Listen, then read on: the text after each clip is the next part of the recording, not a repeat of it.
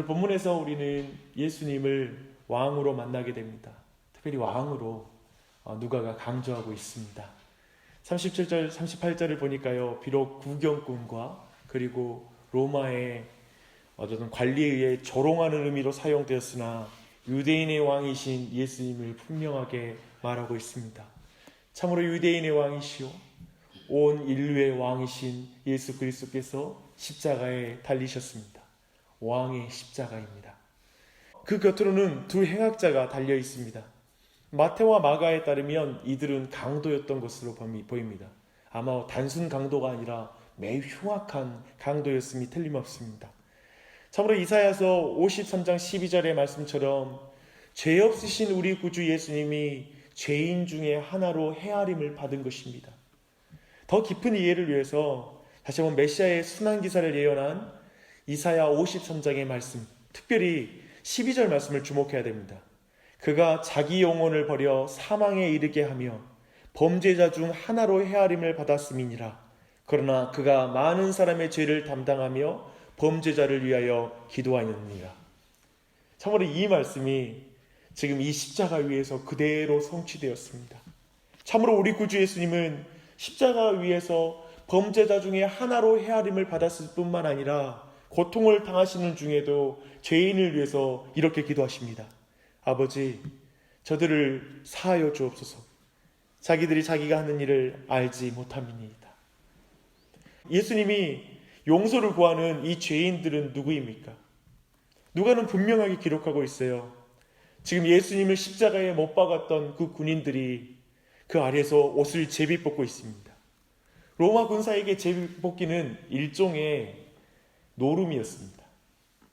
그들에게 자신들의 손으로 십자가에 못 박은 그 예수님이 누구인지 그들은 전혀 알지 못하는 거예요. 너무나 무지한 것을 지금 보여주고 있습니다.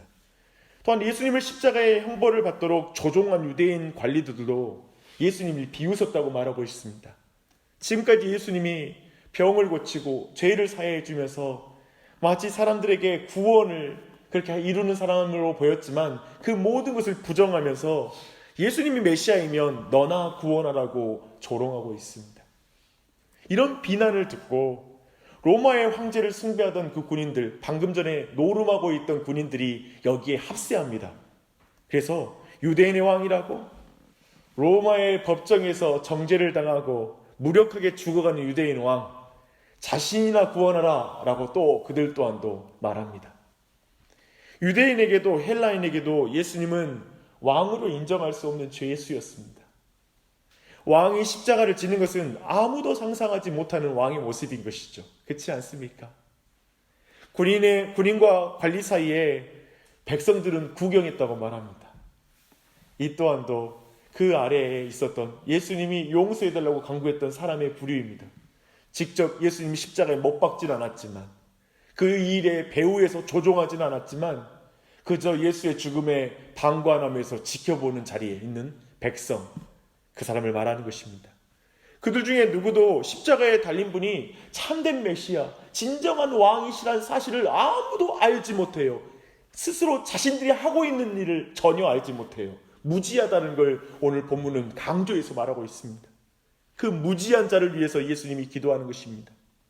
그들은 지금 그 십자가에 달린 분이 얼마나 거룩하시고 의로운 이인지를 알지 못합니다.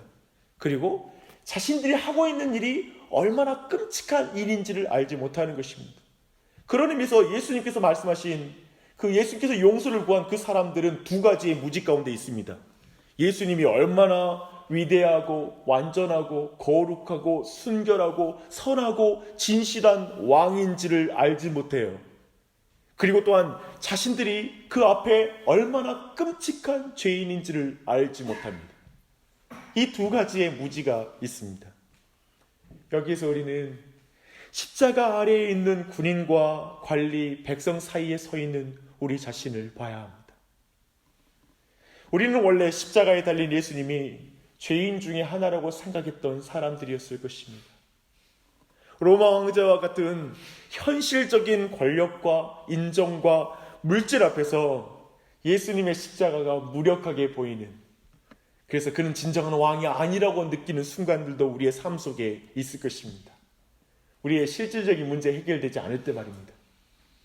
우리는 참으로 예수님의 십자가를 통해 드러난 하나님의 사랑을 얼마나 알고 있는 것일까요? 오늘 이 순간에도 저 십자가에 담긴 그 의미, 그 위에 달리신 예수님이 나를 얼마나 사랑하시는지를 우리는 얼마나 알고 있는 것일까요? 그분이 얼마나 거룩한 분인지를 우리는 얼마나 알고 있는 것일까요?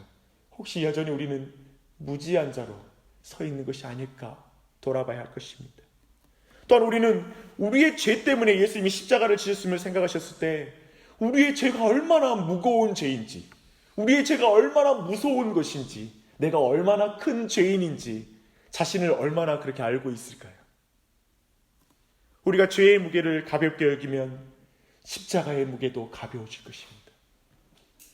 그저 모든 사람은 죄인이지 뭐 라는 마음을 갖는다면 뭐 예수님의 십자가는 사랑이지 뭐 라는 수준의 묵상에서 멈추게 될 것입니다. 주 안에 사랑하는 여러분, 우리는 아직 얼마나 무지한지 모릅니다. 그렇지 않나요? 저도 그래요. 알면 알수록 더 무지하다는 생각이 많이 들어요. 예수님 사랑 알수록 그 사랑 더 모르는 것 같고, 내가 죄인인 걸 알아갈수록 내가 얼마나 큰 죄인인지 더 모르는 것 같아요. 부부 사이에서, 자녀와의 관계에서, 이웃에게, 동료에게, 무엇보다도 하나님께 우리 자신이 어떤 존재인지를 아직 나는 무지한 것 같습니다. 그런데 성경을 보니까요, 모든 것을 가장 분명하게 보고 계신 분이 그 자리에 있어요. 모든 사람들은 무지예요. 그런데 그곳에 모든 것을 보고 정확히 알고 계시는 분이 계세요. 예수님이세요. 예수님은 지금 그 아래에 있는 사람들의 죄를 다 알아요. 분명하게 알아요. 근데 그 죄인들은 그 앞에 계신 거룩하신 예수님이 누군지를 몰라요. 그래도 예수님 그들을 다 알고 지금 그 기도를 드리시는 거예요. 예수님이 만왕의 왕이신 자신이 왜 죄인 중에 하나로 헤아림을 받으며 십자가에 달려 있는지를 예수님 스스로 분명히 알고 있어요. 십자가 위에 자기가 무엇을 이루어야 될지를 사명을 분명히 알고 있어요. 그러나 그 아래에 서 있는 자들은 자신의 사명이 무엇인지 모르는 자들이에요. 그래서 창조주를 십자가에 못 박은 가장 악한 인간 궁상들을 보시면서 예수님은 아버지 저들을 사하여 주시옵소서라고 기도합니다. 얼마나 은혜롭고 그리고 우리에게 많은 아름다운 장면입니까? 이 말은 그래도 그들을 긍휼히 여기신다라는 의미를 말하고 있습니다. 그러나 좀 더 깊이 의미를 보면 단순히 그들은 이렇게 무지했지만 나는 그들을 사랑했다라고 말하는 수준의 기도를 차원을 넘어섭니다. 예수님 마치 이렇게 기도하는 것입니다. 아버지, 지금 저 무서운 죄인들을 위해서 내가 하나님의 진노를 대신 받고 있습니다. 내가 저들이 받아야 될 형벌을 대신해서 받고 이 십자가 위에 달려 있습니다. 저들의 죄를 용서해 주시옵소서. 이해되세요? 저들은 자신들이 하고 있는 일을 알지 못하지만 저는 제가 무엇을 하고 있는지 분명히 압니다. 그러니 용서해 주십시오. 지금 단순히 저 무지한 자, 나는 이렇게 알고 행하는데 저들은 무지합니다라는 걸 강조하는 게 아니라 나는 알고 이 형벌을 받고 있으니 나를 근거로 저들을 용서해 주십시오. 그렇게 지금 담대하게 기도하는 장면으로도 이 장면이 해석될 수 있는 것입니다. 은혜이지요. 지금 그 기도를 듣고 계십니까? 주 안에 사랑하는 여러분, 지금 우리 모두 이 음성을 십자가 안에서 들어야 되는 것입니다. 그리고 있는 시간 말씀 선포를 통하여 우리에게 귀에 들리고 있습니다. 성령께서 감동하사 이것이 우리에게 은혜로 와닿기를 축원합니다. 참된 신자는 이 음성 앞에 다 감격했습니다. 그리고 항복했습니다. 그들도 이 말을 듣고 돌이켜야 하지, 그런 의미에서는 지금 이 말을 듣고 있는 사람들도 이 말을 듣고 돌이켜야 되는 거 아닐까요? 그러나 예수님 곁에 무지한 자가 또 있어요. 십자가에 달린 행악자 중에 하나가 예수님을 비방합니다. 그리스도라면 너와 우리를 구원하라는 거예요. 똑같은 말을 해요. 자신의 죄로 죽어가면서 회개하지 않으면서 그저 예수님께 그리스도라면 놀라운 퍼포먼스를 나에게 보여줘, 능력 좀 보여줘, 시전해줘 라는 식으로 지금 말하는 것입니다. 그는 참으로 마지막까지 죄인들을 향한 예수님의 기도를 들으면서도 전혀 그 내용을 이해하지 못하는 자로 그 자리에 서 있어요. 그의 무지함이 예수님의 고통입니다.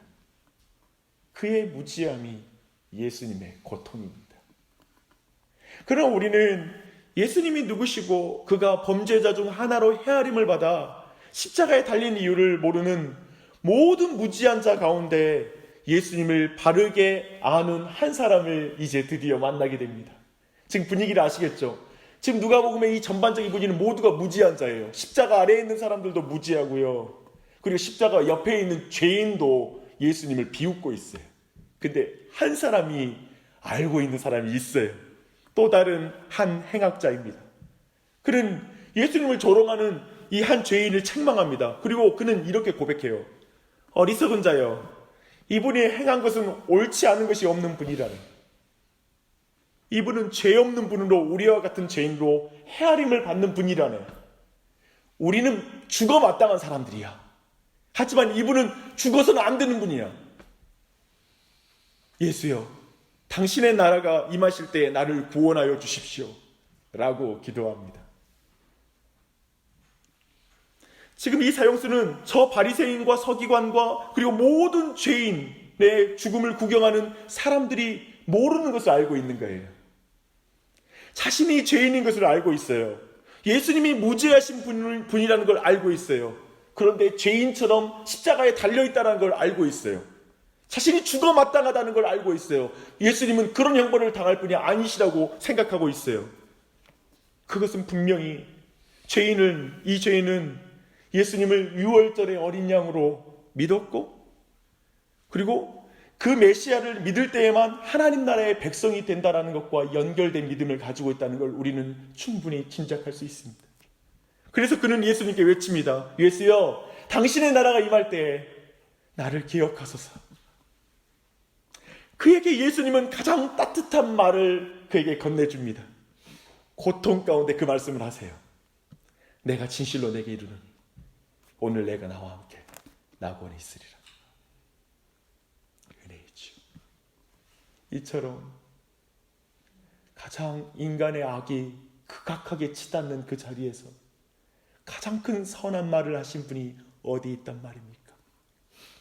저는 오늘 말씀을 맺음을 다시 이사야를 통해 주신 고난받는 종에 대한 말씀에서 보고자 합니다. 이사야 53장 10절 11절입니다.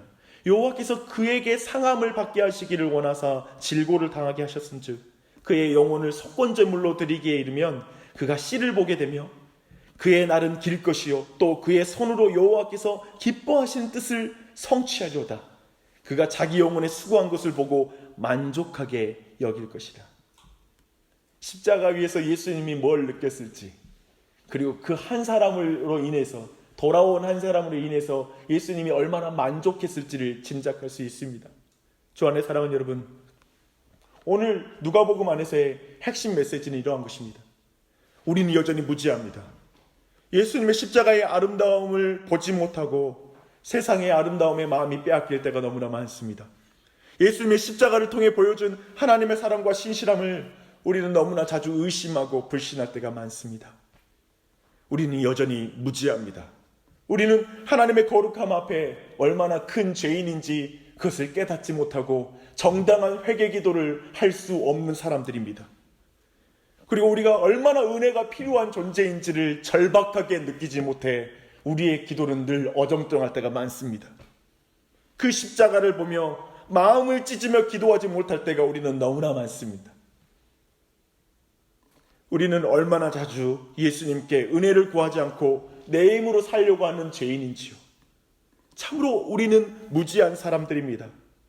그런데 우리가 여기에 나와 있다는 게 놀랍지 않으십니까? 우리가 여기 있다니요. 이 아침에 여기 있다니요. 왜냐하면 우리를 너무 잘 아시는 분 때문에 여기 있습니다.